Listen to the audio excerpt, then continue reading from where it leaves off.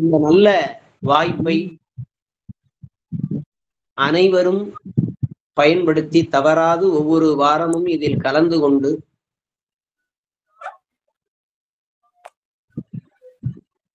மாணிக்கவாசகர் சொன்னது போல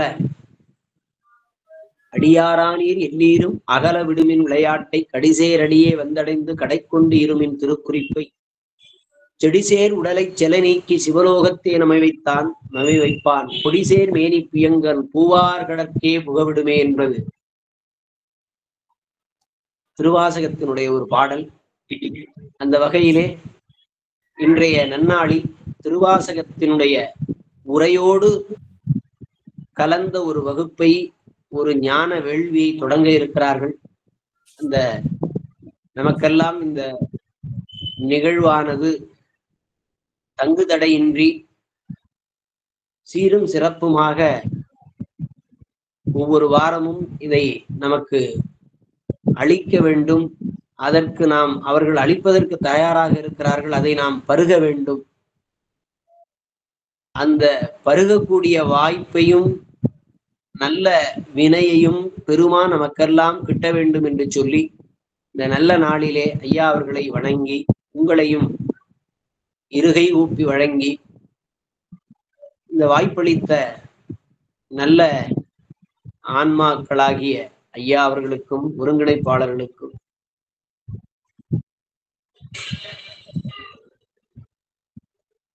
பொற்றவிசு நாய்க்கிடுமாறு அன்றே உன் பொன்னருளே என்ற வரி திருவாசக வரியையே மீண்டும் சொல்லி இந்த வாய்ப்பளித்த நல்ல உள்ளங்களுக்கு நன்றி பாராட்டி எல்லோரும் திருமுறைகளை கற்போம், கற்பிப்போம், போற்றுவோம், பாதுகாப்போம் என்ற தாரக மந்திரத்தையும் சொல்லி இந்த நல்ல வேள்வி இனிதே தொடர்ந்து நடைபெற வேண்டும் என்ற விண்ணப்பத்தை நடராஜ பெருமானுடைய திருவடிகளுக்கும் விண்ணப்பித்து இந்த நிகழ்ச்சியானது நல்லபடியாக நடக்க வேண்டும் என்ற உங்களோடு பிரார்த்தனையும் என்னோடு பிரார்த்தனையும் சேர்ந்து ஐயா அவர்கள் தவறாமல் எடுக்க இருக்கிறார்கள். நாம் எல்லோரும் அதில் தவறாமல் கலந்து கொண்டு உய்வு பெறுவோமாக என்று சொல்லி இந்த நிகழ்ச்சியை ஐயா அவர்கள் நமக்கெல்லாம் நடத்தி தர வேண்டுமாய் விண்ணப்பித்து அமைகிறேன். ஐயா, ஒரு சிறு விண்ணப்பம்ங்க. ஒரு 2 பாடல் மட்டும் எங்களுக்காக விண்ணப்பம் செய்யணுங்க. நன்றி.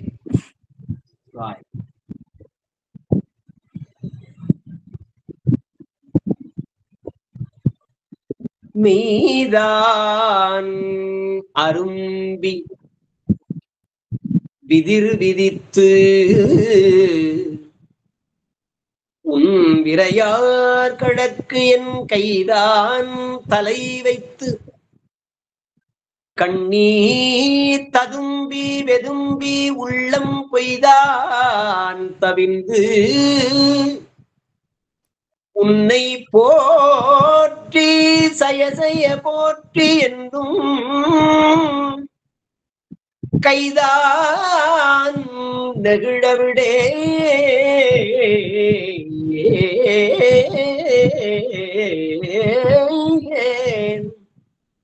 கைதான் நெகிழவிடேன் உடையாய் என்னை கண்டுகொள்ளே காலம் உண்டாகவே காதல் செய்து உய்மின்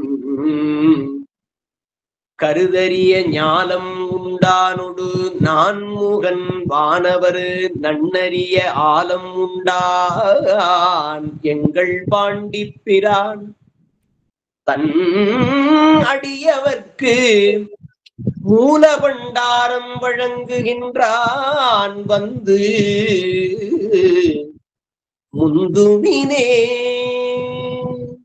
அடிவாசக பெருந்தகை மூல பண்டாரம் வழங்குவதை பார்த்தார், அதனால பாடினார். நம்மெல்லாம் அதுக்கு பார்க்கறதுக்கு எத்தனை கோடி ஜென்மங்கள் நாம் தவம் செய்ய வேண்டுமோ தெரியவில்லை.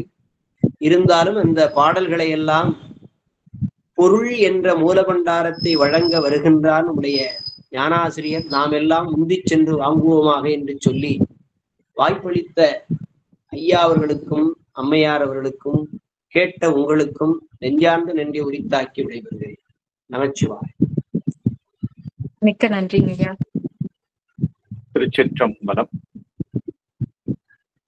நாயேனை தன்னடிகள் பாடுவித்த நாயகனை பேயேனது உள்ள பிழை பொறுக்கும் பெருமையனை தீயேதும் எல்லாதென் செய்வனிகள் கொண்டருளும் தாயான ஈசற்கே சென்றுதாய் கோத்தும்பி கருணை பொழி திருமுகத்தில் திருநீற்றுணுதலும் கண்டாரை வசப்படுத்த கனிந்த வாயழகும் பெருமை தருதுறவோடு பொறை உளத்தில் பொறுத்தே பிங்ககனார் மலர்த்தாள்கள் பிரியாத மனமும் மறுவினர்கள் அகலாத ஞானமே வடிவாம் வளதுரை செய் சிவஞான மாமுனிவன் மலர்த்தாள் ஒரு பொழுதும் நீங்காமல் எமது உளத்தில் சிரத்தில் ஓதிடும் நாவினில் என்றும் உண்ணி வைத்தே உரைப்பாம். பெருந்துறையில் சிவபெருமான் அருள்களும் பெருங்கருணை பெற்றி நோக்கி கரைந்து கரைந்து இரு கண்ணீர் மலைவார துரிய நிலை கடந்து போந்து திருந்து பெறும் சிவபோக குழுந்தேரல் வாய்மடுத்து தேக்கி செம்மாந்து இருந்தருளும் பெருங்கீர்த்தி வாதோர் அடிகள் அடியினைகள் போல் எல்லாம் வல்ல இறைவன் திருவருளை சிறமேற்கொண்டு திரு கைலாய பரம்பரை திருவாவூர்துறை ஆதீனம் சில்லஸ்ரீ குருமகா சன்னிதானங்களுடைய பொன்னார் திருவடி கமலங்களுக்கும் சைவத்தின் குலதெய்வமாய் விளங்குகின்ற மாதவ சிவஞான சுவாமிகளுடைய திருவடிகளுக்கும் என்னை நெறியில ஈடுபடுத்தி ஆண்டு அருள்கின்ற குருநாதர் சார் தங்கோல் சுவாமிகளுடைய திருவடிகளுக்கும் மன்னம் மொழி மெய் ஆகிய முக்கர்ண வணக்கங்களை மிக பணிவோடு தெரிவித்து அருமையாக மாணிக்க வாசகர் துதியும் அவர் அருளி செய்த திருவாசகத்தில் இருந்து 2 பாடல்களை பாடி ஒரு அருமையான துவக்க உரையை தந்திருக்கின்ற போற்றுதலுக்கும் வணக்கத்திற்கும் உரிய திருவாசக திருநாவலர் ஓதுவாமூர்த்திகள் ஐயா அவருடைய திருவடிகளுக்கும் ஒருங்கிணைப்பாளராக இருக்கின்ற சகோதரியாருடைய திருவடிகளுக்கும் கலந்து சிறப்பிக்கின்ற அடியார் பெருமக்கள் ஒவ்வொருவருடைய திருவடிகளுக்கும் அடியனுடைய அன்பான பணிவான வணக்கங்களை தெரிவித்து மகிழ்கின்றேன். பல இடங்களில் இருந்தும் ஏன் வெளிநாடுகளில் இருந்தெல்லாம் கூட இதிலே கலந்து கொள்வதற்கு ஆர்வம் காட்டி வந்திருக்கின்ற உங்கள் அனைவரையும் மீண்டும் வணங்குகிறேன். திருவாசகத்துக்கு உருகார் ஒரு வாசகத்துக்கும் உருகார் என்பது எல்லோருக்கும் தெரிந்த ஒரு சொற்றொடர். திருவாசகத்திற்கு பொருள் சொல்ல வேண்டும், இதை பற்றி சிந்திக்க வேண்டும் என்ற ஒரு பெரிய உந்துதலை தந்தவர்கள் நம்முடைய பத்மாவதி அம்மையார் அவர்கள். அதை எவ்வாறு எடுத்து செய்வது ஏனென்று சொன்னால், தண்டபாணி தேசிகரும் அவர்களுக்கு முன்னால் தியாகராஜ செட்டியாருமே உரை செய்வதற்கு பயந்த ஒரு நூலை அடியேன் எடுத்து இதை செய்வது என்பது இயலாத காரியம் என்பதனை அடியேன் நன்கு அறிவேன். நம்முடைய மூர்த்திகள் சொன்னது போல இப்பொழுது மூலபண்டாரம் அவன் வழங்குகின்றான் முந்தம் என்று சொன்னால் அது எப்பொழுது கிடைக்கும்? அந்த பொருளை எல்லாம் நாம் சிந்திப்பதற்கு என்று சொன்னால், திருவாசகத்திற்கு பொருள் சிந்திக்க வேண்டும் என்று சொன்னால் மாணிக்க வாசகருடைய மனநிலையில இருந்து செய்ய வேண்டும் என்பது தந்தை மரபு, யாராலும். ஆனால் தண்டபாண தேசிகர் தன்னுடைய உரையிலேயே சொல்றார், அப்படிதான் ஒரு நிலை இருந்தாலும் கூட சொல்லிய பாட்டின் பொருள் உணர்ந்து சொல்லுவார் செல்வர் சிவபுரத்தின் உள்ளார் என்று மாணிக்க வாசகரே சொல்லி இருப்பதனால பொருளை அறியாமல் பொருளை உணர்தல் என்பது இல்லை. அறிதல் வேறு, உணர்தல் வேறு. அங்கு சொல்லிய பாட்டின் பொருளை அறிந்துன்னு சொல்லல, சொல்லிய பாட்டின் பொருளை தெரிந்துன்னு சொல்லல, சொல்லிய பாட்டின் பொருளை உணர்ந்து சொல்றார். ஆனா உணர்வதற்கு முதல்ல அந்த பொருளை அறிய வேண்டுமே. அந்த வகையிலே அதை செய்ய, அந்த எண்ணத்தில் தான் நான் இதை செய்கிறேன் என்று தண்டபாணி தேசிகர் உரை செய்கிறார். மாணிக்க வாசகருடைய ஒரு நூல் என்று சொன்னால் பொதுவா ஒரு மரபு நூல் ஆசிரியரை சொல்ல வேண்டும். மாணிக்க வாசக பெருமானை எல்லோருக்கும் தெரியும். நம்முடைய மூர்த்திகளுக்கு அருமையா திருவிழாப்பானத்துல துதி எடுத்து காட்டினார். அழுதடி அடைந்த அன்பன் அடியவர்க்கு அடிமை செய்வான் என்றுதான் பஞ்சம் சொன்னார். அவருடைய சிறப்புன்னு எவ்வளவோ சொல்லி இருக்கலாம். திருவாசகத்துல இருந்த பாடல்கள் எதையோ காட்டியிருக்கலாம். ஆனா பரஞ்சோதி மாமுனிவர் என்ன செய்தார் என்று சொன்னால், மாணிக்கவாசகருடைய பெருமையை காட்டுறதுக்கு அவர் செய்த வழிபாடை காட்டினார். தொழுதகை தலைமீதேற துளும்பு கண்ணீருள் மூழ்கி, அதுக்கு முன்னாடி இந்த வழிபாடு எப்படி இருந்ததுன்னாரு, பொழுதரு காலத்தென்றும் பூசனை விடாது செய்து. அந்த விடாது செய்த பூசை என்பதுதான் மாணிக்கவாசகருடைய சிறப்பை காட்டுறதுக்கு பரஞ்சோதி முனிவர் எடுத்துக்கொண்ட இடம். அதுக்கு அகச்சான்றா திருவாசகமே தான் காரணம். மாணிக்கவாசகரே சொல்ற, பாசவேர் அறுக்கும் பழம்பொருள் தன்னை பற்றுமார் அடியேனருக்கு அருளி பூசனை உகந்து என் சிந்தையுள் புகுத்து பூங்கடல் காட்டிய பொருளே. எண்ணிலாகமும் இயம்பிய இறைவர்தான் விரும்பும் உண்மையாவது பூசனை என உரைத்தருள்னு சேக்கலார் சுவாமிகள் காட்டினதுதான். அம்மாவே பூஜை செய்யறாங்க ஐயாவை. திருக்குறிப்பத்தோட பணத்துல காட்டுறாரு காஞ்சிபுரத்துல. எண்ணிலாகமும் இயம்பிய இறைவர் தாம் விரும்பும் உண்மையாவது பூசனை என உரைத்தருள் அனலார்தமை அர்ச்சனை புரிய ஆதரித்தாள் பெள்ளின் நல்லவளாயின பெருந்தவ கொடுத்து. அந்த பூசை தான் அவனுடைய திருவடியில கொண்டு சேர்க்கும். அந்த மூல பண்டாரத்தை அவன் தர தயாராயிருக்கிறான் சொன்னால், வாங்குவதற்கு நம்மை தகுதிப்படுத்துவதற்கு செய்ய வேண்டியது என்னன்னு சொன்னால் வழிபாடு, பூசை. அந்த பூசையைத்தான் பின்னாடி சித்தாந்தம் வழிபாட்டை சொல்லிச்சு. சரியே கிரியை யோகம் என்றெல்லாம் காட்டிட்டு போச்சு சித்தாந்தம். மேல் சரியே கிரியா யோகம் செய்துள்ளி நன்னறியாகிய ஞானத்தை காட்டி அல்லது மோட்சத்தை கொடாகலான்னு வைகன். வீடு வேறு பெறணும்னா ஞானம் பெறணும், ஞானம் பெறணும்னா சரியகிரி யோகம் செய்யணும். நமக்கு சரியகிரி யோகம்ங்கிறது என்ன அப்படின்னா, தவம்ங்கிறதே நமக்கு வழிபாடு சொன்னார். உச்சை தவத்தால் ஞானம் நிகழும் என்றவாறு கேட்டார். அப்ப அந்த ஞானத்தை பெறுவதற்கு தவம்னா ஏதோ காட்டுலாம் போய் சோறு தண்ணி இல்லாம உட்கார்ந்துக்கிட்டு அப்படிலாம் சொல்லல. அறம்புரி சுற்றமொடு கிழவனும் கிளத்தியும் சிறந்தது வைற்றல்னார் தொல்காப்பியர் தவத்துக்கு. எல்லாருமா சேர்ந்து உறவினர்கள், நண்பர்கள், பெரியவர்கள் எல்லாருமா சேர்ந்து சிவ வழிபாடு செய்யறது. கிழவனும் கிளத்தியும் கணவனும் மனைவியுமா எல்லாருமா சேர்ந்து கணவனும் மனைவியுமா இருந்து அந்த வழிபாடு செய்யறது, அதுதான் தவம்னர். இன்னைக்கு உண்மையிலே பாத்தீங்கன்னா ஒரு திருவாசக வேள்விதான் இப்ப நடந்து கொண்டிருக்கு. 83 பேர் நாம இன்னைக்கு உட்கார்ந்து சிந்தித்துக் கொண்டிருக்கிறோம்னா, எல்லாருமா சேர்ந்து மாணிக்கவாசக பெருமான் பெருமானை எவ்வாறெல்லாம் புகழ்ந்திருக்கிறார் என்பதனை ஒரு மணி நேரம் சிந்திக்கிறோம்னா இதுதான் தவம், இதுதான் வழிபாடு. இது போன்ற வழிபாடுகளை எல்லாம் செய்ததுன்னா என்ன பலன் இருக்கும்னாரு, சுவாமி நம்முடைய உள்ளத்திலே காட்சி தருவான்னார். தந்தான்னே சொல்லிட்டார் மாணிக்கவாசகர். தந்தான் பாசவேர் அறுக்கும் பழம்பொருள் தன்னை பற்றுமாறு அடியேனர் கருளி பூசனை உகந்து என் சிந்தையுள் புகுந்து பூங்கடல் காட்டிய பொருளே என்று சொல்லி வேறார்.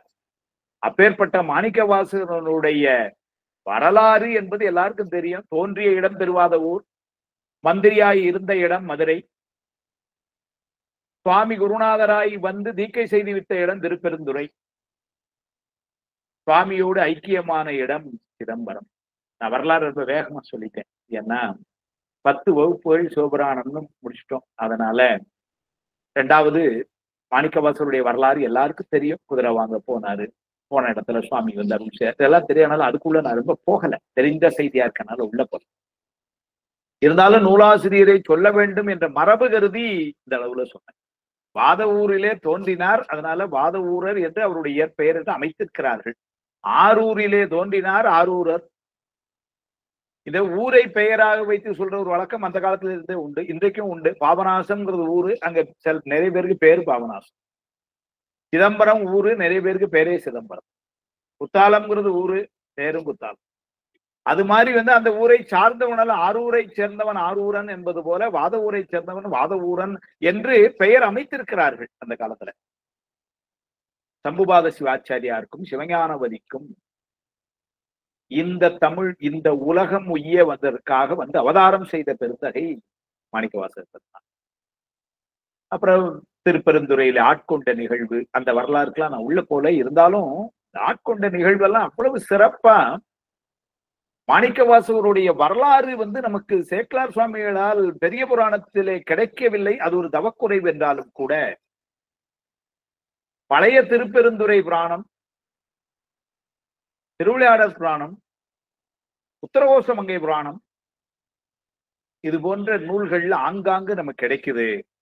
நிறைய தொகுத்து சொன்ன பெருமை கடவுள் மாமுனிவர் அருளி செய்த திருவாதவூரர் புராணம். கிட்டத்தட்ட 545 செயல்கள்ல மாணிக்கவாசருடைய வரலாறை ரொம்ப செம்மையாக கடவுள் மாமுனிவர் செய்திருக்கிறார். அதுலதான் நிறைய செய்தி எல்லாம் காட்டுறார். திருப்பெருந்துறையில ஆட்கொண்ட அந்த நிகழ்வெல்லாம் இவ்வளவு பெரிய ஒரு சிறப்புன்னா, மாணிக்க வாசகர் திருப்பெருந்துறைக்கு வரும் முன்னரே சுவாமி திருப்பெருந்துறைக்கு எழுந்தருளி குருந்த மரத்தடிக்கு முதல்ல வந்தது யாருன்னா சுவாமி.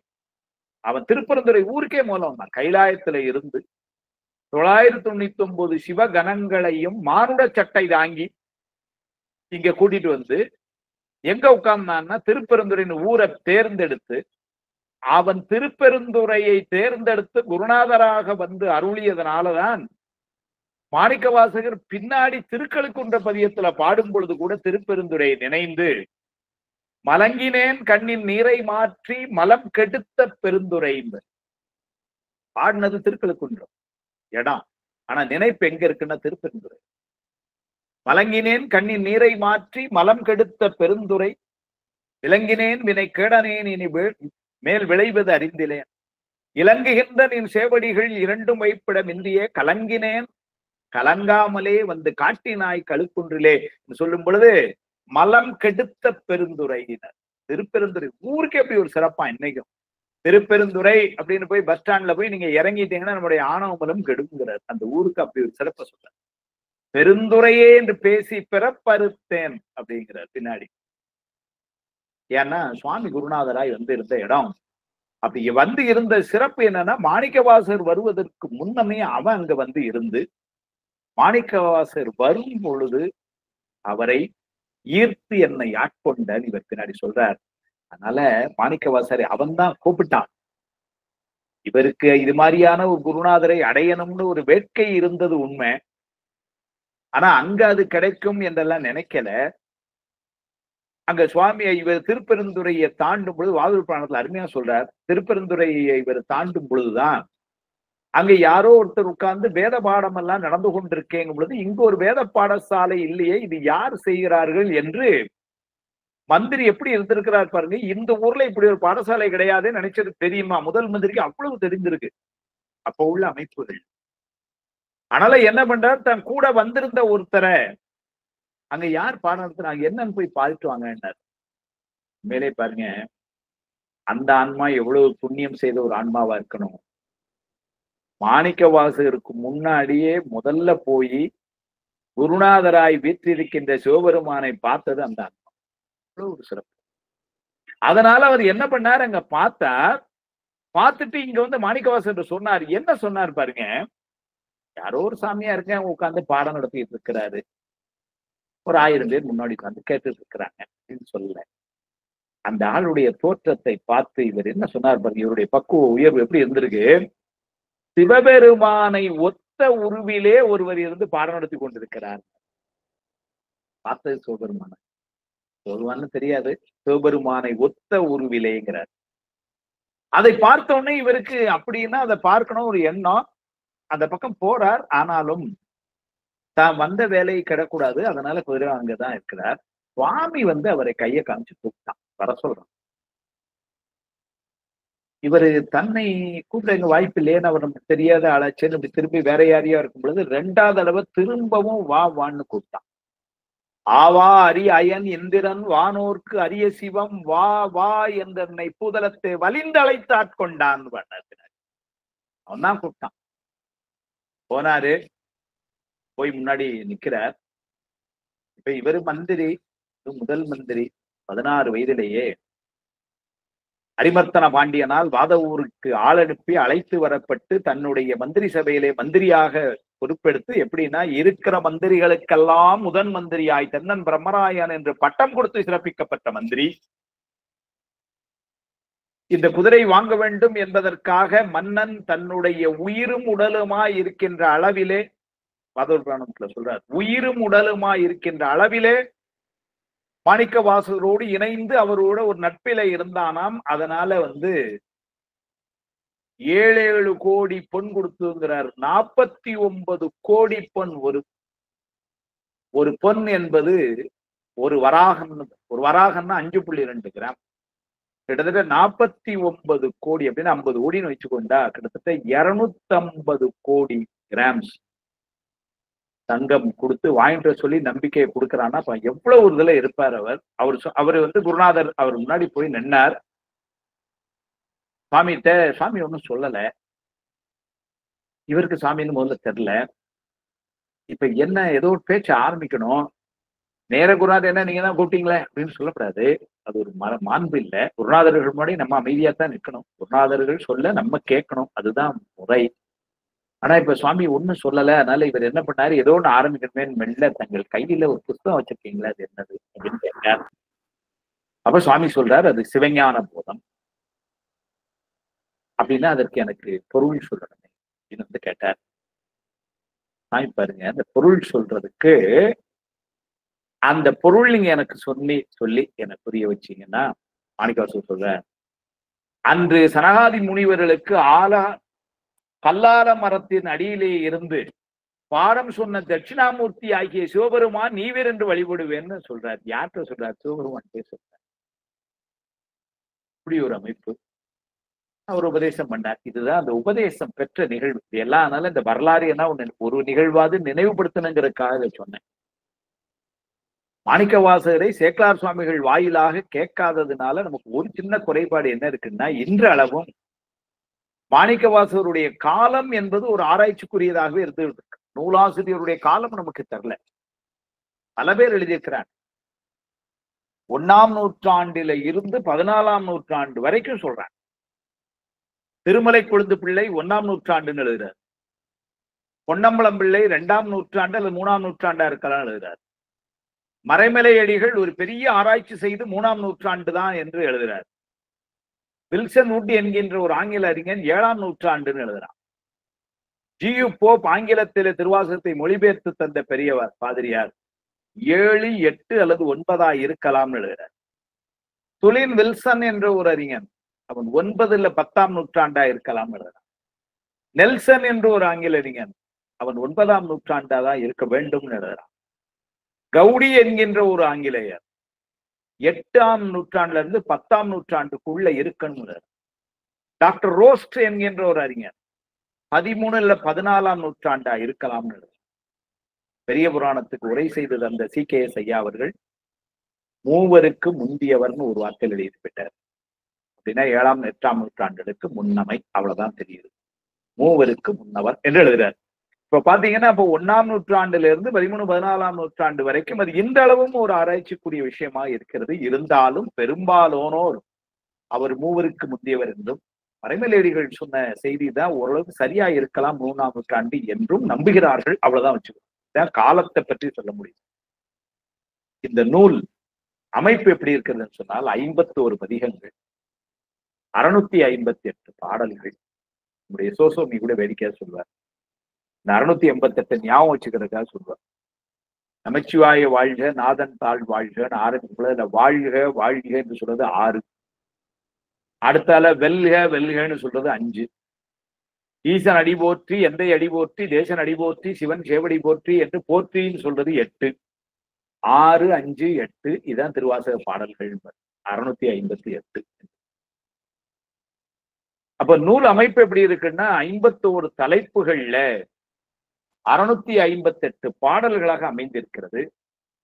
பெரும்பாலான பாடல்கள் திருப்பெருந்துறையிலும் சிதம்பரத்திலும், சில பாடல்கள் உத்தரகோச மங்கையிலும், ஏன் திருக்கழுக்குன்றத்திலும் இப்படி எல்லாம் பாடப்பட்டதாக வரலாறு சொல்லுகிறார்கள். ஆனா அதிலும் கூட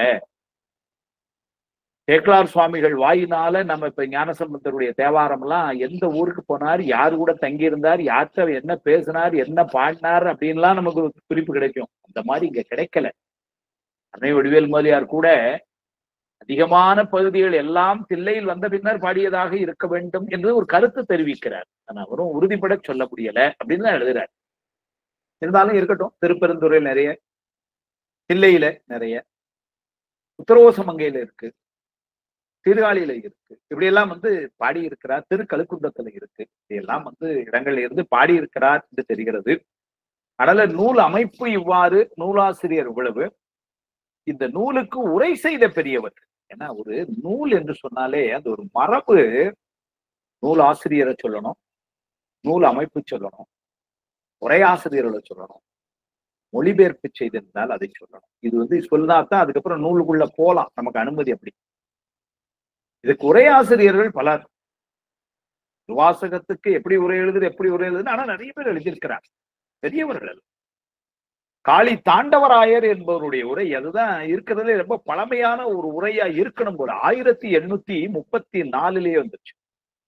நீங்க திருவாசகத்துக்கு ஒரு பெரிய இன்னொரு சிறப்பு என்ன என்று சொன்னா, 12 திருமுறைகளிலேயே முதலாக ஓலைச்சுவடிகளில் இருந்து அச்சில் இயற்றப்பட்ட திருமுறை திருவாசகம்.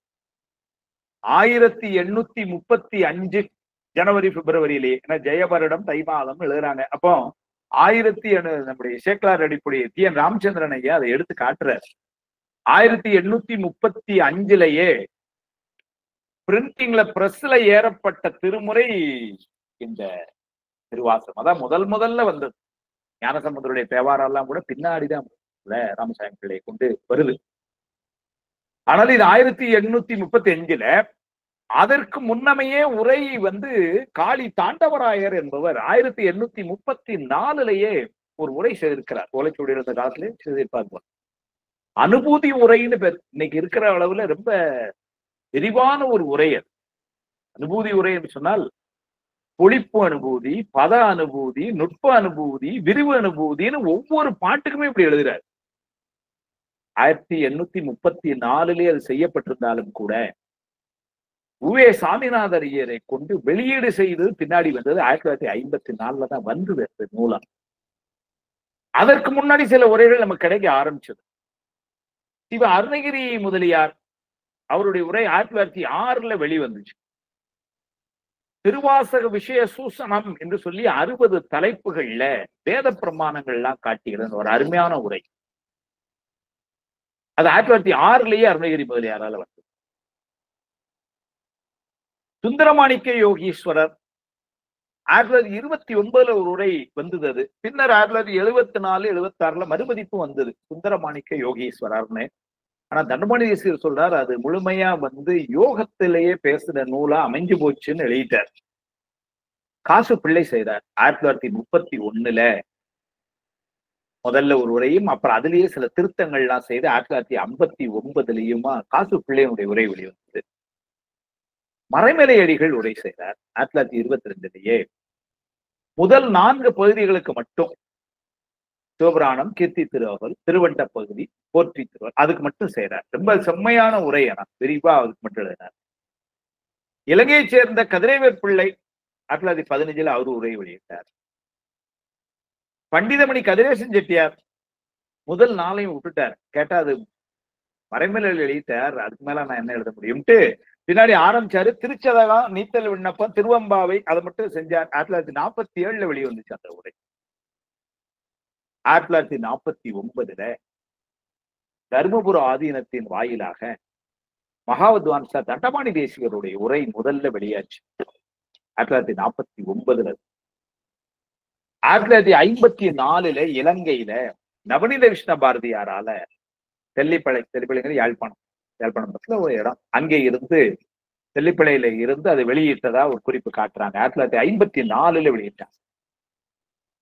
அதுக்கப்புறம் தண்டபாணி தேசிகர் மிக விரிவாக குருவருள் விளக்கம் என்ற பெயர்ல 1964 திருவாவடுதுறை ஆதீனத்திலிருந்து வெளியிட்டார் நூலை.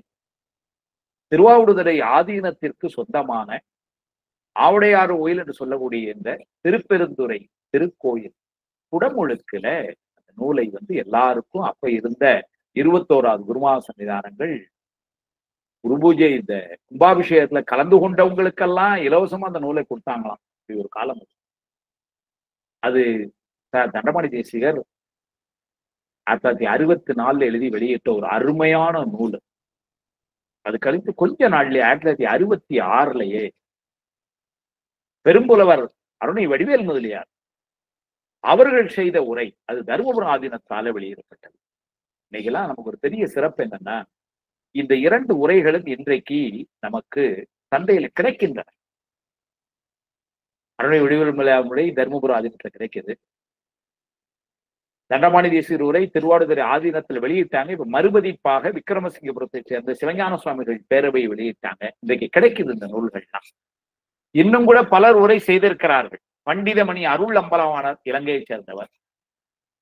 திருமந்திரத்துக்கு உரை செய்த ஜி வரதராஜன் ஐயா அவர்கள் இருக்கிறார்கள். திருவாசகன் என்ற பெயரிலேயே ஒரு அறிஞர் திருவாசகன். இப்படி இன்னும் பலர். அதனால ஒரு நூலை சொல்லும் பொழுது இந்த நூலாசிரியர்களை நாம் நூல் ஆசிரியரை வணங்குவது போல உரையாசிரியர்களையும் வணங்க வேண்டும் மரபு. அந்த வகையிலே இவர்கள் எல்லோரையும் இந்த தருணத்திலே வணங்கி மகிழ்கிறேன். இதே போல ஆங்கில அறிஞர்கள், வேற்று நாட்டு அறிஞர்கள், அவர்கள் திருவாசகத்தை உணர்ந்திருக்கிறார்கள், புரிந்திருக்கிறார்கள். அந்த பெருமையை அந்த நாட்டிற்கு எடுத்து சென்றிருக்கிறார்கள்.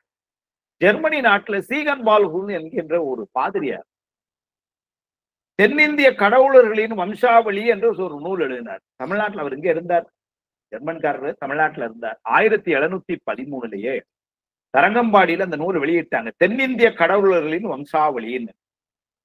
அதை திரும்ப ஆங்கிலத்துல மொழிபெயர்த்து 1869 வெளியிட்டாங்க. திரும்ப 1984 மறுபதிப்பு வந்தது. அதுல ஒரு செய்தி சொல்றார், தமிழ்நாட்டிலே தாம் வாழ்ந்த காலத்திலே பிரசித்தி பெற்று விளங்கிய நூல்களின் பொழுது திருவாசகம், தேவாரம், சிவஞான போதம், சிவகவசம். அது இப்பமே 1713 திருவாசகமும் தேவாரமும் சிவஞான போதமும் தமிழ்நாட்டிலே பிரசித்தி பெற்று விளங்கி இருக்கின்றன என்று ஒரு காண்கிறார். சிட்னி கேவ் என்கின்ற ஒரு அறிஞர் இந்து கிறிஸ்தவ மீட்சியின் ஒரு நூல் செய்கிறார். 1919 வந்த நூல். அதுல மாணிக்கவாசருடைய வரலாற ரொம்ப செம்மையா எழுதுகிறார். தமிழ் சைவ முனிவோரின் அருள் பாடல்கள் என்று சொல்லி கிங்ஸ்பரி பிலிப்ஸ் என்று சொல்லி 2 பேர், கிங்ஸ்பரின்னு ஒருத்தர், பிலிப்ஸ் ஒருத்தர், அவங்க 2 பேரும் சேர்ந்து எழுதினாங்க. அதுல 1921 வெளிவந்த நூல். அதுல தேவாரம், திருவாசக பாடல்கள் பல அதுல தமிழிலும் ஆங்கிலத்திலும் மொழிபெயர்க்கப்பட்டு தரப்பட்டார். இந்த கிங்ஸ்பரி என்பவர் வித்வான் இவை தாமோதரம் பிள்ளையினுடைய மகனார் என்பது ஒரு செய்தி. பின்னர் அவர் கிறிஸ்தவம் மாறினார். அதெல்லாம் இருக்கட்டும். அதனால இவர்கள் செய்த நூல்கள் 1923 முதலா ஜெர்மனை சேர்ந்த ஃபாதர் ஷோமரஸ் என்பவர் திருவாசகத்தை ஜெர்மனியில மொழிபெயர்த்திருக்கிறார். ஜெர்மன் மொழியில, ஆங்கிலத்துல ஜியு போப் செஞ்ச மொழிபெயர்ப்பு மாதிரி ஜெர்மன்ல வந்த ஒரு மொழிபெயர்ப்பு ரெவரண்ட் ஃபாதர் ஷோமரஸ் என்கின்ற ஜெர்மன் அவர் செய்தது. அவர்தான் சிவஞான சித்தியார் என்ற சாத்திர நூலையும் மொழிபெயர்த்தவர் ஷோமரஸ். எல்லாருக்கும் தெரிஞ்ச ஒரு பெரிய மொழிபெயர்ப்பு ஜியு போப் அவர்கள் 1900 வெளிவந்து 1893 என்னமோ எழுத ஆரம்பிச்சு 1900 அவருக்கு கிட்டத்தட்ட 80 வயசுல அப்பதான் அந்த மொழிபெயர்ப்பு வெளியாச்சு. இன்றளவும் கிடைக்கக்கூடிய ஒரு மிகச் செம்மையான ஒரு மொழிபெயர்ப்பு. திருவாசகத்தை மேலை நாட்டினர் உணர்ந்து கொள்ள வேண்டும் என்கின்ற ஒரு பெரிய அவாவிலே அதை செய்தவர். அவர் ஏற்கனவே திருக்குறள், நாலடியார், புறப்புறல் வெண்பாமாலை இதெல்லாம் ஆங்கிலத்துல மொழிபெயர்த்த பெருமகனார். ஆக்ஸ்போர்ட்ல, லண்டன் பக்கத்துல ஆக்ஸ்போர்ட்ல இன்னைக்கும் அவருடைய சமாதியில இப்படிதான் எழுதி வைக்க சொன்னாராம். எழுதி வைத்திருக்கிறார்கள், நான் என்றும் ஒரு தமிழ் மாணவனாகவே இருக்க விரும்புகிறேன் என்று சொன்னாராம். இப்படி தமிழுக்கும் இந்த தமிழ் நூல்கள் மீதும் தன்னை இழந்த ஒரு கிறிஸ்தவ பாதிரியார் செய்த அருமையான நூல் அவர்கள் செய்த திருவாசக மொழிபெயர்ப்பு. இப்படி மேலை நாட்டுக்காரர்கள்லாம் கூட நிறைய சொல்லி இருக்கிறார். ஜெர்மனை சேர்ந்த ஷோபன்ஹர் என்ற ஒரு அறிஞர் சைவர்களினுடைய தனிப்பெரும் துணையாக விளங்குவது திருவாசகமே அவர் ஒரு குறிப்பை கண்டார். ஜெர்மன்காரரு. ஆனா திருவாசகம் என்பதுதான் சைவர்களுடைய பெரும் துணையாக விளங்குகிறது எல்லாம் காட்டியிருக்கிறார். இந்த ஒரு அறிமுகத்தோடு இதெல்லாம் மரபு கருதி செய்தன. நூலும், நூல் ஆசிரியரும், நூல் அமைப்பும், உரையாசிரியர்களும், மொழிபெயர்ப்பாளர்களையும் சிந்திக்க வேண்டியது ஒரு மரபு. அந்த வகையிலே செய்து இப்பொழுது நம்ம நேர சிவபுராணத்திற்குள்ள போறோம். நாம் ஏற்கனவே அறிவித்திருந்தபடி 10 வகுப்புகள், கிட்டத்தட்ட 10 மணி நேரம் சிவபுராணம் என்கின்ற இந்த 95 வரிகளை இயன்ற அளவிற்கு மகாவித்வான் தண்டபாணி தேசிகரும் அருணை வடிவேலுமதியாரும் ஏனைய உரையாசிரியர்களும் எவ்வாறெல்லாம் அதை நமக்கு பொருள் உணர்த்தி இருக்கிறார்கள் என்பது திருவருளால் நமக்கு எட்டிய அளவிலே சிந்திக்க இருக்கின்றோம். சிவபுராணம் என்கின்ற இந்த நூலானது முதல் பகுதி திருவாசகத்துல புராணம் என்று சொன்னால் பழைய கதை என்று சொல்லுவாங்க. அப்படி இல்லை. புராணம் என்று சொன்னால் பழமைன்னு பேர். புராணம் என்ற சொல்லுக்கு பழமை என்ற பெயர், தெய்வத்தன்மை உடையது என்ற பெயர். இந்த வகையிலே இது எதை சொல்லுகிறது சொன்னால் சிவபுராணம் என்று சொன்னால் சிவத்தினுடைய பழமையை சொல்லுது. அதனாலதான் நீங்க அந்த நூல் படிக்கும் பொழுது பாத்தீங்கன்னா கீழே பிராக்கெட்டுக்குள்ள போட்டிருப்பாங்க. இது பின்னர் வந்தவர்கள் எழுதினது அந்த குறிப்புரை. ஒவ்வொரு தலைப்புக்கும் அது எதை சொல்லுதுன்னு போடுவாங்க. அதுல சொல்லும் பொழுது போட்டிருப்பாங்க சிவபுராணத்துக்கு சிவனது அனாதி முறைமையான பழமை என்று போடுவாங்க. இது ஒவ்வொரு இதுக்கும் போடுவாங்க. இதுக்கு பாத்தீங்கன்னு வச்சுக்கோங்க, கீர்த்தி திருவள் பாத்தீங்கன்னா சிவனது திருவருள் புகழ்ச்சி முறைமை. திருச்சதகத்துக்கு பார்த்தோம்னா பக்தி வைராக்கிய விசித்திரம் இப்படி ஒண்ணு சொல்றாங்க. திருவம்பாய் சக்தியை வியந்தது அதாவது போட்டாங்க. ஏன்னா அந்த பகுதி எதை பேசுகிறது என்பதனை பின்னர் வந்த ஆசிரியர்கள் அதை யாரோ குறிப்பு எழுதியிருக்கிறாங்க. அவங்க அதுல சிவபுராணத்துக்கு எழுதும் பொழுதும் சரியா எழுதுனாங்க. சிவனது அனாதி முறைமையான பழமைன்னு. பழமைன்னா நமக்கு தெரியும். பழமையில ரெண்டு இருக்கு. காலத்துக்கு உட்பட்ட பழமை, காலம் கடந்த பழமை என்று. 50 வருடங்களுக்கு முன்னால்னு சொல்றோம், இது காலத்துக்கு உட்பட்ட பழமை. இந்த உலகம் தோன்றிய காலத்தில் இருந்து என்று சொல்றோம், இது கூட காலத்துக்கு உட்பட்டது. ஏன்னா ஒரு காலத்தை நிர்ணயிச்சுட்டோம் அந்த இடத்துல, அதனால அது காலத்துக்கு உட்பட்டது. காலம்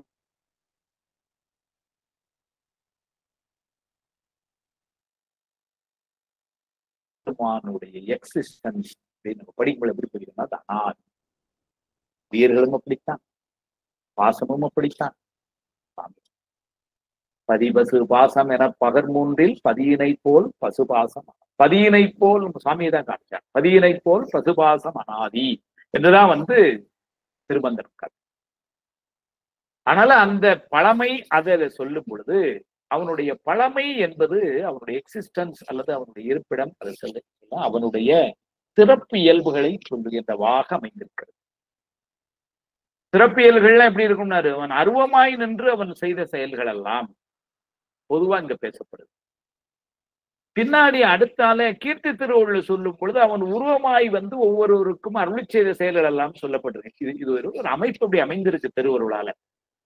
அதனால சிவனது அனாதி முறைமையான பழமை என்ற இந்த நூல், இந்த பகுதி, ஏன்னா சிவபுராணத்தை ஒரு நூல் என்றே சொல்லுகிறார்கள். ஆனா தன் அருணை வடிவேல் மலையார் அப்படி சொல்லக்கூடாதுங்கிறார். ஏன்னா அப்படியா இருந்தா அப்ப ஏனைய பகுதிக்கு நீங்க என்ன சொல்றீங்க? இது ஒரு பகுதி, திருவாசகத்துல ஒரு பகுதி அப்படிதான். இது அருளி செய்யப்பட்ட இடம் திருப்பெருந்துறை. அவரை ஆட்கொண்ட போதே, ஆட்கொண்ட உடனே முதல்ல பாடினது சிவபுராணம் தான்னு வாதவர் புராணத்துல பதிவு பண்றார். நமச்சிவாய என்றெடுத்து என்னன்னே சொல்றார். அதனால அங்க அதுதான் பாண்டதா சொல்றார். இந்த திருமுறைக்கே ஒரு பெரிய பெருமை என்னன்னு சொன்னால், ஏனைய திருமுறைகள் எல்லாம் ஐந்தெழுத்தினுடைய பெருமையை பலபடச் சொல்ல ஐந்தெழுத்தையே முதல் வார்த்தையாக கொண்டு துவங்கிய திருமுறை திருவாசகம். எல்லாரும் சொல்றாங்க, காதலாய்க்கு சிந்து பதியம் பாடுறார், துஞ்சலும் துஞ்சலில்லாத போதும் பதியம் பாடுறார், சொற்றுனை வேதியம் பதியம் பாடுறார், நற்றவா உனை நான் மறக்கினும் சொல்லும் நான் நமச்சிவாயவே என்றெல்லாம் அறுதியுற்று சொல்றார் சுந்தரர். பின்னாடியும் 9ஆம் திருமுறை அற்புத தெய்வம் இதனின் மற்றுண்டே அன்பொடு தன்னை அஞ்செழுத்தின் சொற்பதத்துள் வைத்து உள்ளம் அல்லுறும் தொண்டருக்கு சொல்றார். 10ஆம் திருமுறை சொல்லுது, 11 சொல்லுது, 12 சொல்லுது. இருவினை பாசமும் மலக்கல் ஆர்த்தலில் வரு பவக்கடலில் வீழ் மாக்கள் ஏறிட அருளும் மெய் அஞ்செழுத்து அரசை கடல் ஒருகள் மேல் ஏற்றிடல் உரைக்கவும் வேண்டுமோ என்றெல்லாம் நாவுக்கரசர் சொல்றார். இது எல்லா திருமுறைகளும் ஐந்தெழுத்து சொல்லுது. ஏன்னா நம்முடைய தலையாய மந்திரம். மந்திரம் என்று சொன்னாலே நினைந்த அளவில் பொருள் தருதல் என்று சொல்ல, நினைச்சாலே அது நமக்கு பலன் தரும். அப்படிப்பட்ட மந்திரங்களிலே தலையாய மந்திரம் நமசிவாயம், ஐந்தெழுத்து மந்திரம். அந்த 5 எழுத்து மந்திரத்தை நினைச்சாலே போறோம், சுவாமி திருவடியில இடம் அப்படிங்கிற அளவுக்கு சொன்னார். எந்தையார் திருநாமம் நமசிவாயம் என்று எழுவார்க்கு இருவிசிம்பில் இருக்கலாமே என அப்புறம் சொன்னார். தந்தையார், தாயார், உடன் பிறந்தார், தாரமார், புத்திரரார், தாம் தாமாரே வந்தவார் இங்கனே போமாறி ஈதோ மாயமாம் இதற்கேதும் மகிழ வேண்டாம். சிந்தையீர் உமக்கொன்று சொல்லக் கேள்மேன் திகழ்மதியும் வாளரவும் திளைக்கும் சென்னி எந்தையார் திருநாமம் நமசிவாயம் என்று எழுவார்க்கு இருவிசிம்பில் இருக்கலாமே. எல்லாம் சொன்ன அந்த நமசிவாயத்தை 5 எழுத்த திருவாசகத்திலே நடுவுல எல்லாம் சொல்றார். இந்த உலகியல் அல்லது இந்த பிறவி என்கின்ற கடல்ல விழுந்த ஆன்மாக்கள் அந்த பிறவி கடல்ல இருந்து வெளியே வரணும். ஏன்னா கடல் என்பது உள்ள விழுந்தா அவ்வளவுதான். இந்த சாதாரண இந்த கடல்ல கூட ஏதோ நீந்தி தப்பிக்கிறதுக்கு வழி உண்டு. பிறவிங்கிற கடல்ல இருந்து வெளிவருது ரொம்ப கடினம். அப்பேற்பட்ட அந்த பெரிய கடல்ல பிறவி பெருங்கடல் நீந்துவர் நீந்தார் இறைவனடி சேராதார் திருவள்ளுவர் தான். அதனால பிறவி பெருங்கடல்.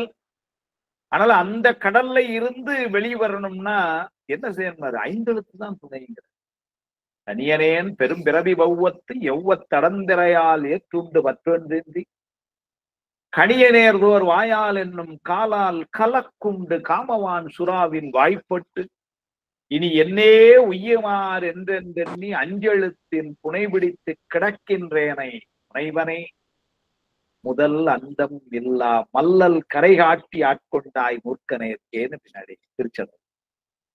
இனி என்னே உய்யுமார் என்றென்றெண்ணி இந்த உலகத்துல அந்த ஒரு சூழ்நிலை 5 எழுத்தின் புனை பிடித்து கிடக்கின்றேனை தான் அந்த 5 எழுத்தை கொண்டுதான் இந்த நூலையே ஆரம்பிக்கிறார் மாணிக்கவாசகர். அது பெரிய சிறப்பு. 12 திருமுறைகள்ல இந்த நூலுக்கு தான் அவர் அமைச்சார். திருவாசகத்துல உருக்கம் என்றெல்லாம் சொல்லி கொண்டிருக்கிறோம். என்ன உருக்கம் அங்க? எதுக்கு உருகிறார்? குறிப்பா 2 விஷயத்துக்கு உருகிறார். ஒண்ணு, இந்த வரலாறு இப்பதான் சொன்னோம். திருப்பெருந்துறையில ஆட்கொண்டுட்டு வந்தவர் எல்லாத்தையும் கூட்டு போயிட்டார். இவரை மட்டும் என்ன பண்ணினார்? தில்லைக்கு வான்னு சொல்லிட்டு போயிட்டார். திருப்பெருந்துறையில ஆட்கொண்டு விட்டுட்டு போயிட்டு திரும்ப தில்லைக்கு போய் சேர்ற வரைக்கும் நடுவிலே பெருமானை காணாமல் தான் பட்ட துன்பம் இருக்க அந்த பிரிவாற்றாமை. அதுதான் நிறைய தெளுக்கமலத்திரள் என் சேவடி சேர்ந்தமைந்த பழுத்த மனத்து அடியருடன் போயினார் யான் பாவியே என்பர் அடைக்கிறது. அவங்க எல்லாம் அவங்க கூட போயிட்டாங்க, நான் மட்டும் ஒரு பாவி என்னை விட்டு போயிட்டு. மீண்டும் அந்த காட்சி எப்ப கிடைக்குமோ எப்போ உருகிட்டு வாசகம் படிக்கும் பொழுது கண்ணீர் வரும்னா சும்மா வராம இருக்குமா? இப்படி உருகிறார். பேசா நிற்பர் என்னை உனக்கு அடியான் என்று பிறரெல்லாம் பேசா நிற்பர் யான் தானும் பேனா நிற்பேன் என் அருளே தேசா நேசர் சூழ்ந்திருக்கும் திருவோலக்கம் சேவிக்க ஈசா பொன்னம்பலத்தாடும் என்றாய் இனித்தான் இறங்காய. பெருமானே நீ எனக்கா ஒரு இறங்கி வரக்கூடாதா? ஏன்னா அவ்வளவு வருத்தம். இறங்குதல்னா ரொம்ப கிளற இறங்கும் நமக்கு அம்பலக்கூத்தன் என்றென்றே ஏமாந்திருப்பேனை அரும் கற்பனை கற்பித்து ஆண்டாய் ஆழ்வாரிலி மாடு ஆவேனோன. பெருமானே நீ மட்டும் என்னை ஆளவில்லை என்று சொன்னால் நீ இப்பொழுது எனக்கு நீ அருள் தரலைன்னு சொன்னா நான் எப்படி இருப்பேன்னாரு? ஆழ்வார் இலி மாடுன்னாரு. ஆழ்வார் உள்ள மாடா இருந்து வீட்டுல நம்ம மாடு வளர்த்தோம்னா மாட்டுக்கு நேரத்துக்கு பத்தி கொடுப்போம், தண்ணி வைப்போம், வைக்கல் கொடுப்போம். ராத்திரி ரொம்ப குளிருதுன்னா கூட அதுக்கு ஒரு சின்ன ஷட்டர் ஏதாவது போட்டு வைப்போம், சாக்கு போட்டு மூடி வைப்போம். பாவம் இப்படி பார்ப்போம். ஆழ்வார் இலி மாடு ஆகும்னா அதுக்குன்னு ஒரு ஆள் இல்லைன்னு வச்சுக்கீங்களேன். யார் வீட்லயோ என்னமோ கிடைச்சா தண்ணி குடிக்கும், அது கிடைச்சாலும் உண்டு கிடைக்கலனாலும் உண்டு, ரோட்டில் அப்படியே அலையும். பாவம் கடைசியில லாரிக்காரன் ஒரு அடிச்சுட்டு போயிட்டான்னு வச்சுக்கோங்க, அவ்வளவுதான் தூக்கி எறிடா பாட் அப்படின்னு போயிடுவான். இவ்வளவுதான் இருக்கு. நான் அந்த மாதிரி இல்லப்பா ஆயிடுவேன் நீ ஆட்கொள்ளல அப்படின்னு சொல்லி உருகுற. ஆழ்வாரிலை மாடு ஆவேனும் நெருங்கும் அடியாறுகளும் நீயும் நின்று நிலாவி விளையாடும் மருங்கே சார்ந்து வர எங்கள் வாழ்வே வா என்ற அருளாய. மானேன் என்ன வான்னு ஒரு வார்த்தை திரும்ப சொல்லிடக்கூடாது. நான் பாட்டு குதிரை வாங்கிட்டு நேரம் போயிருந்திருப்பேன். என்ன வான்னு கூப்பிட்டு ஈர்த்து என்னை ஆட்கொண்டவன் நீ. இப்ப நீ என்னை விட்டுட்டு போயிட்டா நான் கதறிட்டு இருக்கிறேன் அப்படின்னு சொல்லி அப்படி ஒரு உருக்கம் நிறைய அந்த மாதிரி. வந்தானே அன்புடைய அடிமைக்கு உருகா உள்ளத்து உணர்விலேயே தகம்தான் அரிய முறையிட்டால் தக்கவாரென்று எண்ணாரோ மகம்தான் செய்து வழிவந்தார் வாழ வாழ்ந்தாய் அடியேற்குன் முகம்தான் தாராவிடினப்பா. வான்லாம் சொல்லலன்னா பரவாயில்லப்பா, உன் முகத்தை கூட காட்டக்கூடாது. அது கூட இப்படி இப்ப நம்ம ஏதாவது சொல்லலாம், நான் என்ன சார் அவ்வளவு தப்புன்ட்டு அந்த ஆளு என்கிட்ட முகத்தை திருப்பிட்டு போறான் அப்படின்லாம் வருத்தப்படுறோமே, சுவாமிகிட்ட அப்படி வருத்தப்படுறாங்க. தகம்தான் அரிய முறையிட்டால் தக்கவார் என்று எண்ணாரோ. சார் நான் பாட்டு குதிரை வாங்க போனவன் மந்திரியா, இந்த ஆளுதான் என்ன திருப்பெருந்துறையில இருந்து வாவான்னு ஆட்கொண்டான். அவன் சொன்னதெல்லாம் கேட்டேன், இன்னைக்கு அவன் என்னை விட்டுட்டு போயிட்டான்னு நான் உலகத்தாட்ட போய் சொன்னா நீ செய்யறது தப்புன்னு நினைக்க மாட்டாங்களா அப்படின்னு மாதிரி எழுதினாரு. ஆனா தண்டபணேஸ்வரர் ஒரே எழுதுற, அப்படி நான் சொன்னா கூட எல்லாரையும் கூட்டு போயிட்டு உன்னை விட்டு போனாங்கன்னா என்னப்பா அர்த்தம்? தகுதி உடையவர்கள் எல்லாம் கூட்டு போனாங்க, உனக்கு தகுதி இல்லை என்று என்னையும் அப்பதான் அப்படி என்னை இகழ்ந்து விடுவார்களே, அதுக்கு வருத்தப்பட்டு. தகம்தான் அரிய முறையிட்டால் தக்கவார் அன்று எண்ணாரோ மகம்தான் செய்து வழிவந்தார் வாழ வாழ்த்தாய் அடியே முகம்தான் தாராவிடில் திவேந்தன். உன்னுடைய முகத்தை நீ எனக்கு காட்டல, முகத்தை காட்டலன்னா என்ன அர்த்தம்னாரு, நான் முடிவேன் இவேன்னா உயிரை விட்டுருவேன். இப்படி எல்லாம் ஒரு உருக்கம். அப்ப ஒரு உருக்கம் எப்படி இருந்ததுன்னா மீண்டும் கிடைக்காது. இன்னொரு வகையான உருக்கம் என்ன இருக்குன்னா, திருப்பெருந்துறையில நீ என்ன ஆட்கொண்டாய் குருநாதரா, எனக்கு என்னப்பா தகுதி இருக்கு? எந்த தகுதி? எவ்வளவோ தகுதியுடைய பெரியவர்கள் எல்லாம் காத்து நிற்கிறார்கள். புற்றுமாய் மரமாய் புனல் காலே உண்டியாய் அண்ட வானரும் பிறரும் அப்படின்னு நின்னு உன்னை பாக்குறதுக்காக இருந்து இருந்து இருந்து அவங்க எல்லாம் முனிவர்கள்லாம் எப்படி ஆயிட்டாங்கன்னா, நின்னு அந்த இடமே மரமாயி புற்றாயி எவ்வளவு வருஷமா நிக்கிறீங்கன்னார். நான் ஒரு 800 வருஷமா, நீங்க என்னன்னா 1300 வருஷம் ஆச்சு. இப்படி நிக்கிறாங்க. அவங்கெல்லாம் எப்படி அங்கெல்லாம் என்ன பண்ணாங்கன்னாரு, புனல் காலே உண்டி ஆயினாரு. கொஞ்சம் ஏதோ தண்ணியை குடிச்சுக்கிட்டு, தண்ணி கிடைக்கலன்னா கால்னா காற்றை குடிச்சுக்கிட்டு இப்படி இருக்காங்க. சுவாமிக்காக காத்து கொண்டிருக்கிறார்கள் அவருடைய காட்சி கிடைக்கணும்னு. அவர்களெல்லாம் அப்படி காத்து நிற்க எந்த தகுதியும் இல்லாத என்னை நீ ஆட்கொண்டாய். அதுதான் உருக்கம். அது ஒரு உருக்கம். வெள்ளந்தாள் விரிசடையாய் விடையாய் விண்ணோர் பெருமானே என கேட்டு வேட்ட நெஞ்சாய் பள்ளந்தாள் உரு புனலில் கீழ் மேலாக பதைத்து உருகும் அவர் நிற்க என்னை ஆண்டாய் கீழ்னர்.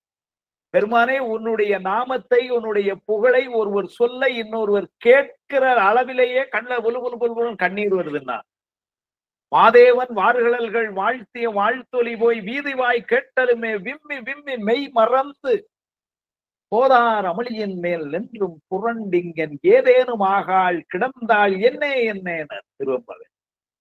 அப்படி இங்க சொல்ற உன்னுடைய நாமத்தை உன்னுடைய புகழை ஒரு அக்கா இன்னொரு அக்காட்ட சொல்றாங்க. அதை மூணாவது அக்கா கேட்டுது. கேட்கிற அக்கா கண்ணிலே புல் புல் புல் புல் தண்ணி வந்துருச்சான்.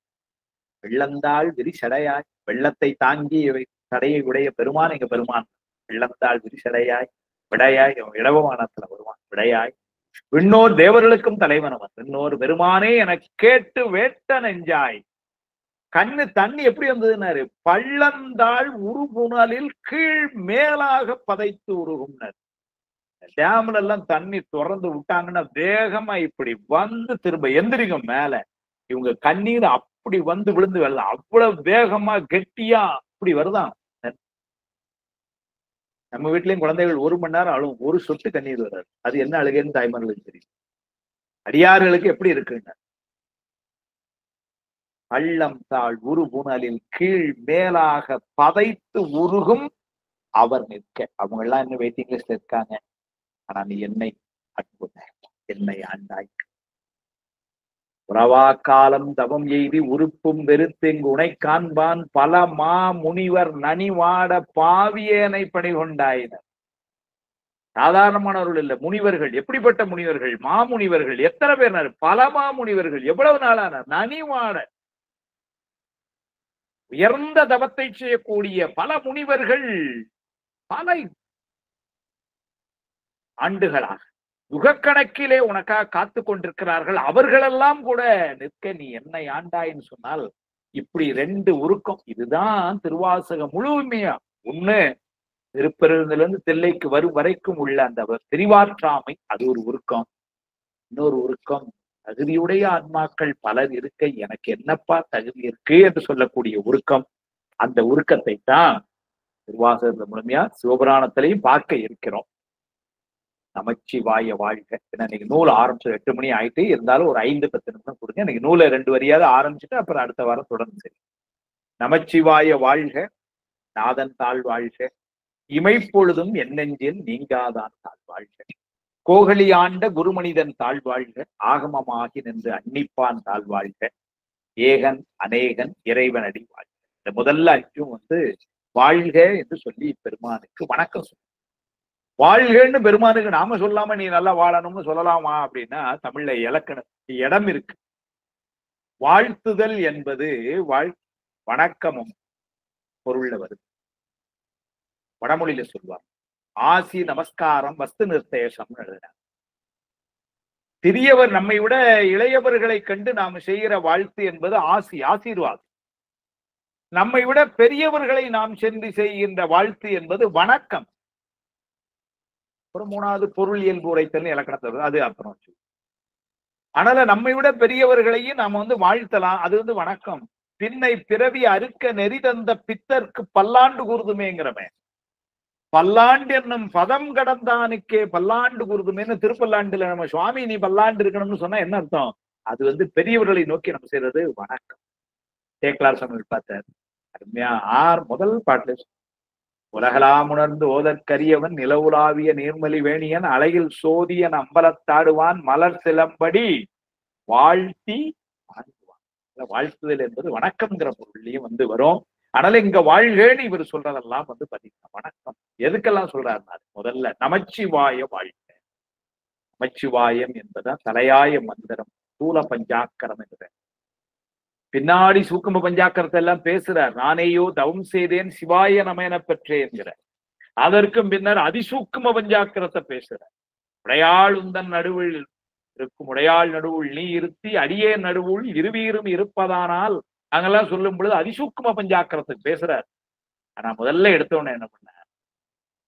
ஆன்மாக்களும் முதல்ல வரணும். அதனால என்ன பண்ணார்? தண்டமனை சிறு உரையில் எழுதுவார். ஸ்கூலுக்கு வர்ற ஒரு குழந்தை, அதுக்கு இன்னொரு சட்டாம்பிள்ளை, அதுக்கு ஒரு வருஷத்துக்கு முன்னாடி வந்த குழந்தை. ஆசிரியருக்கு இது சின்ன குழந்தைதான், ஆனா இந்த புதுசா வந்த குழந்தைக்கு இது கொஞ்சம் பெரிய குழந்தை, கையை பிடிச்சு கூட்டு போகுது. இந்த மாதிரி இப்படி திரோதான சக்தியாய் மறைத்தல் தொழிலினாலே இந்த ஆணவ மலத்தை இயங்கச் செய்து அதனுடைய வழிகெடுமாறு செய்த பெருமை. அதனால ந என்கின்ற திரோதானத்தையும் ம என்கின்ற ஆணவ மலத்தையும் முன்னர் வைத்து பேசுகின்ற நமசிவாயம் என்கின்ற தூல பஞ்சாக்கரத்தை முதல்ல வச்சு ஆரம்பிச்சார். நமச்சிவாய வாழ்க வாழ்க என்பது அந்த மந்திரம் வாழ வேண்டும் அப்படின்னா என்ன அர்த்தம்? அந்த மந்திரத்தால் ஏனைய உயிர்களெல்லாம் உய்வு பெற வேண்டும் என்பதனால அந்த மந்திரம் வாழ வேண்டும். நமச்சிவாய வாழ்க. நாதன் தாழ் வாழ்க. நாதன்னா தலைவன் அர்த்தம், குருநாதன் அர்த்தம். நாதனே நான் உனக்கோர் அன்பன் என்பேன் ஆயினேன் ஆதலால் ஆண்டு கொண்டாய். பின்னாடி சொல்வார். ஆயனான் மறையவனும் நீயே ஆதல் அறிந்து யான் யாவரினும் கடையனாயன் ஆயினேன் ஆதலையும் நோக்கி கண்டு நாதனே நான் உனக்கோர் அன்பன் என்பேன் ஆயினேன் ஆதலால் ஆண்டு கொண்டாய். நாதன்னா தலைவன் அர்த்தம், குருநாதன் அர்த்தம். ஆனா இங்க அதனால நாதன் தாழ் வாழ்கன்னு தலைவனாய் இருக்கின்ற பெருமானுடைய திருவடி வாழ்க. இன்னும் கூட நுட்பமா சொல்லும்போது நாத வடிவாய் இருந்து எல்லாவற்றிற்கும் இடம் கொடுத்து நிற்கின்ற பெருமான். அதனால நாத வடிவாய் இருக்கின்ற பெருமானுடைய தாழ் வாழ்க. தாழ்னா திருவடி, அது வாழ்கன்னு சொல்லி. அப்ப முதல்ல நமசிவாயம் வாழ்க மந்திரம். அந்த மந்திரம் உணர்த்துகின்ற பொருளாகிய பெருமான். ஏன்னா அவனுடைய நாமமே அதுதானே. நந்தி நாமம் நமச்சிவாயவே. நந்தி நாமம் நமச்சிவாயனும் சந்தையா தமிழ் ஞான சம்பந்தன் சொல் சிந்தையால் மகிழ் தேர்த்தவல்லார் எல்லாம் பந்தவாசம் அறுக்க வல்லார்களே தானே. நக்கன் நாமம் நமச்சிவாயவே. பெருமானுடைய நாமம் நமச்சிவாயம். அதனால முதல்ல மந்திரத்தை சொல்லி அந்த மந்திரம் உணர்த்துகின்ற பொருளாகிய பெருமானை சொல்லி, அதனால நமச்சிவாய வாழ்க. நாதன் தாழ் வாழ்க.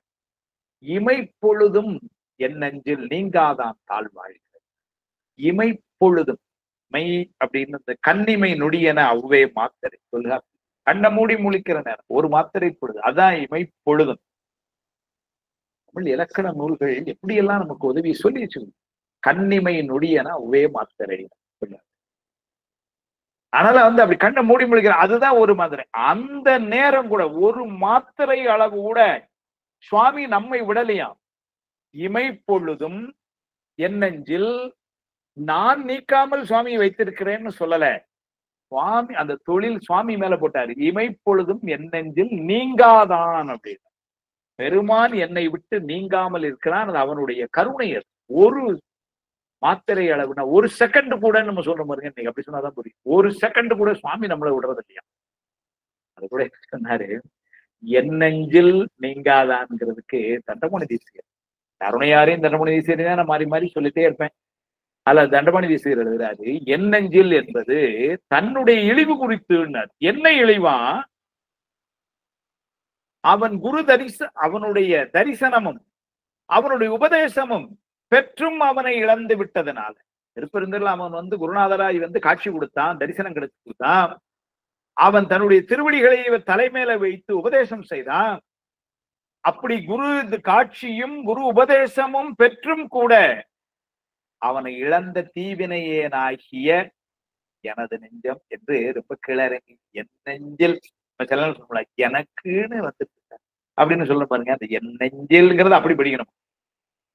நம்ம அவசரமா அப்படி இமைப்பொழுதும் என் நெஞ்சில் நீங்காதான் தாழ் வாழ்க அப்படின்னு.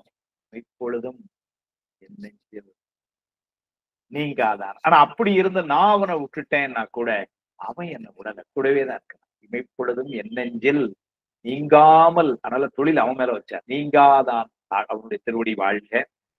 கோகலி ஆண்ட குருமணிதன் தாழ்வாழ்க. கோகலி என்பது உரையாசிரியர்கள் பலர் திருப்பெருந்துறை என்று எழுதியிருக்கிறார்கள். ஒரு சிலர் திருவாவூதுறை என்று எழுதியிருக்கிறார்கள். ஏன்னா கோகலி ஆண்ட குருமணி அப்படிங்கிறதுனால தன்னை ஆட்கொண்ட இடம் திருப்பெருந்துறை என்பதனால திருப்பெருந்துறை என்பதை அருணை வடிவேல் மலையார் திருப்பெருந்துறை என்று எழுதுகிறார். தண்டபாணி தேசிகர் திருவாவூதுறைன்னு எழுதுகிறார்.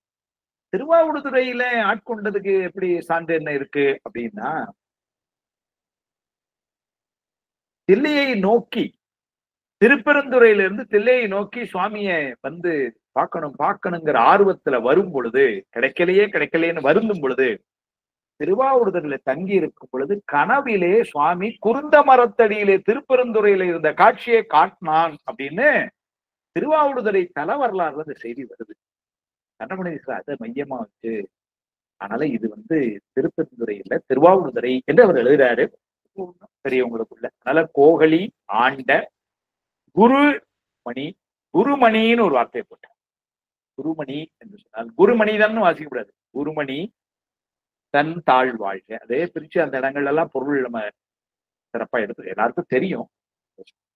குருமணிதன் அப்படிங்கல, குருமணி தன் தாழ்வாழ்க. அந்த குருமணி அப்படின்னா என்ன சொன்னார்? குறவருள் மேம்பட்டவன் எழுதினார் அருணையார். குருநாதர்கள்லயே குறவர்னா குருநாதர். குருநாதர்கள்லயே மேம்பட்டவன் அப்படின்னு யாரு? பரமாச்சாரியான்னு எழுதினார் சாமியத்தன். ஓமாகு பெயராக சிறப்போமாகு பெயர் என்று அதுக்கு இலக்கணம் காட்டினார். சிறப்பே காதல் நலனே வலி தொல்காப்பிய சூத்திரம். அதனால அதுல இது சிறப்பாக பேர், ஏன்னா இது சுவாமியை குறித்தது என்று சொல்லிட்டு அடுத்தால ஒரு வார்த்தை எழுதுவார். இறைவன் ஒருவனுக்கே உண்மையாயும் ஏனையோருக்கு முகமராயும் அமையும் என கொள்கின்றார். குருமணின்னு சொன்னா அது ஒருத்தனுக்கு தான் பொருந்துமா, சுவாமிக்கு தான். அதனால ஏனையோருக்கு சொல்றது முகமராய் அமையும் என்று அருமை வடிவில் எழுதுறார் உரையில். அதனால குருமணி அப்படின்னா அது சுவாமியை குறிக்கும். கோகலி ஆண்ட குருமணி தன் தாழ்வாழ்க என்ற அந்த செய்தியோட 3 வரிகள்ல நாம இன்னைக்கு இந்த சிந்தனை அப்படி பார்த்தா நூல் ஆசிரியரும் உரையாசிரியர்களும் நூல் அமைப்பும் எல்லாம் சொல்லி நமச்சிவாய என்று ஆரம்பிக்கப்பட்ட அந்த ஒரு பெருமையை சொல்லி நமச்சிவாய வாழ்க, அதாவது உணர்த்துகின்ற பொருளாகிய நாதன் குருநாதன் அவருடைய திருவடி வாழ்க. இமைப்பொழுதும் எங்களை விட்டு நீங்காத கருணை திருவுருவாய் இருக்கின்ற சுவாமியினுடைய தாள்கள் வாழ்க. கோகலி ஆண்ட குருமணி, அதனால அவன் குருநாதராய் பின்னாடி குருநாதரை பற்றி நிறைய சொல்றார். விஞ்ஞான போதம் 8ஆம் சூத்திரத்தினுடைய வரலாற்று சான்றுகள் எல்லாம் மாணிக்கவாசருடைய வரலாறுல தான் நம்ம அப்படியே பார்க்கிறோம். ஒரு கோடி ஆகமங்கள் எல்லாம் உணர்ந்தும் பெருகு தவம் சித்தியெல்லாம் பெற்றும் குருவருளாலே வைத்தபடி இருக்க மாட்டாத மாந்தர்க்கு சித்த சலனமாம் தினம் சோபோசார். அந்த குருநாதராய் சுவாமி வரும் பொழுதுதான் அந்த தெளிவு. அதைத்தான் திருமூலரும் தெளிவு குருவின் திருமேனி காண்டல், தெளிவு குருவின் பிரணாமம் செப்பல், தெளிவு குருவின் திருவார்த்தை கட்டல், தெளிவு குரு குரு சிந்தித்தல் தானே சொன்னார். அந்த தெளிவு குருநாதராய் வரும் பொழுதுதான். திருக்களிப்புடியார் சாத்திரம் கூட அதான் சொல்றது. சாத்திரத்தை ஓதினருக்கு சத்குருவின் தன்வசன மாத்திரத்தே வாய்க்கும் நலம் வந்துருமே, ஆர்த்த கடல் தண்ணீர் குடித்தவர்க்கு தாகம் தீர்ந்திடுமோ தெனீர்மையாய் இதனை செப்பு. குருநாதராய் சுவாமி வந்து தரலைன்னா நம்மளா இருந்து புத்தகத்தெல்லாம் எடுத்து படிச்சா எப்படி இருக்கும்னார். சாத்திரத்தை எல்லாம் தாகமா இருக்குன்னார், தண்ணி குடிங்கன்னார். கடல் தண்ணி ஒரு செம்பு எடுத்து குடிச்சான், தாகம் எடுத்தான்னார். தாகம் அதிகமாயிடுச்சு. நீங்க தான் தண்ணி குடிக்க சொன்னீங்க, நம்ம படிச்சா இப்படித்தான் இருக்குமா? குருநாதர் உணர்த்தன் அப்படி இல்லையா? அதனால சொல்றாரு, சாத்திரத்தை ஓதினருக்கு சத்குருவின் தன்வசன மாத்திரத்தை வாய்க்கு நலம் வந்துருமே, ஆர்த்த கடல் தண்ணீர் குடித்தவர்க்கு தாகம் தீர்ந்திடுமோ தென்னீர்மையா இதனை செப்புன்னு திருக்களிப்புடியார் சாத்திரம் சொல்லும். அந்த வகையிலே சத்குருவின் வசன மாத்திரத்தை என்ன இன்னைக்கு இந்த நிகழ்ச்சியை துவக்கி வைச்சதும் சத்குருவாகவே வந்து சத்குருநாதன் வந்து துவக்கி வச்சது ஒரு பெரிய சிறப்பு. அதனால அவருடைய திருவடிகளுக்கும் கலந்து சிறப்பித்த உங்கள் எல்லோருடைய திருவடிகளுக்கும் ஒருங்கிணைக்கின்ற சகோதரியாருடைய திருவடிக்கும் மீண்டும் குருவருடையும் திருவருடையும் நினைந்து வணங்கி போற்றி இந்த அளவிலே நிறைவு செய்கின்றேன். வரக்கூடிய வாரம் வெள்ளிக்கிழமை சரியாக மாலை 7 மணிக்கு துவங்கி அன்றைக்கு நேரம் நம்ம 7ல இருந்து 8 மணி வரைக்கும் பாடம் அப்படிதான் எடுத்துக்கொள்ள, வேற நிகழ்வு எதுவும் கிடையாது. என்னுடைய தொலைபேசி நம்பரை நான் அந்த குழுவில் இன்னைக்கு பதிவு செய்யறேன். உங்களுக்கு இதுல ஏதாவது கருத்துக்கள், ஐயங்கள், அதை பற்றி ஏதாவது சொல்ல நினைக்கிறது அப்படி ஏதாவது இருந்தா தனிப்பட்ட முறையில எனக்கு நீங்க அந்த பதிவாக செய்தி பதிவிடலாம். அது நிச்சயமாக வரக்கூடிய வகுப்புள்ளியே அது கருத்தில் எடுத்துக்கொள்வோம் என்று சொல்லி வந்து சிறப்பிக்கின்ற உங்கள் எல்லோரையும் மீண்டும் வணங்கி பெருமானுடைய திருவருளையும் மாணிக்கவாசனுடைய குருவருளையும் நினைந்து போற்றி இந்த அளவிலே நிறைவு செய்வோம். அடுத்த வெள்ளிக்கிழமை சந்திப்போம். திருச்சிற்றம்பலம்.